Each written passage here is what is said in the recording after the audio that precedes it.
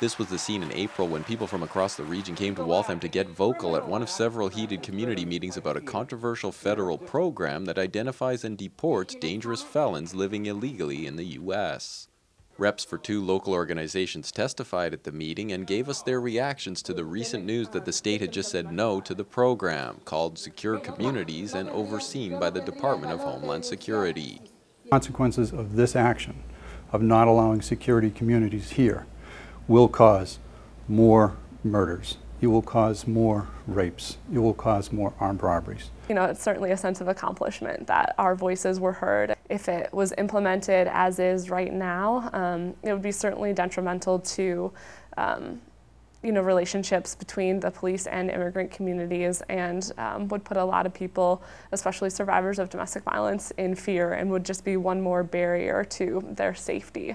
In a letter to the DHS, the Secretary of the state's Executive Office of Public Safety and Security wrote that she and Governor Deval Patrick, quote, are reluctant to participate if the program is mandatory and unwilling to participate if it is voluntary, unquote.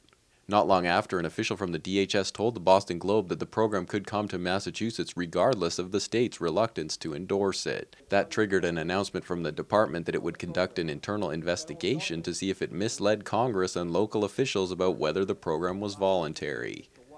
Already implemented in a number of states, but fighting opposition in California, Illinois, New York, and elsewhere, Secure Communities forwards fingerprints of arrested felons to Immigration and Customs Enforcement, which can deport those in the country illegally.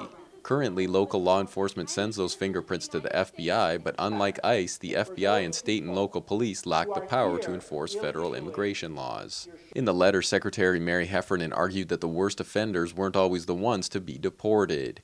She wrote that Secure Communities, as implemented nationally, does not facilitate the removal of undocumented immigrants convicted of felonies. She also cited ICE statistics that show that only 1 in 4 of those deported as part of a pilot program in Boston were convicted of a serious crime, and that more than half of them were identified as non-criminal.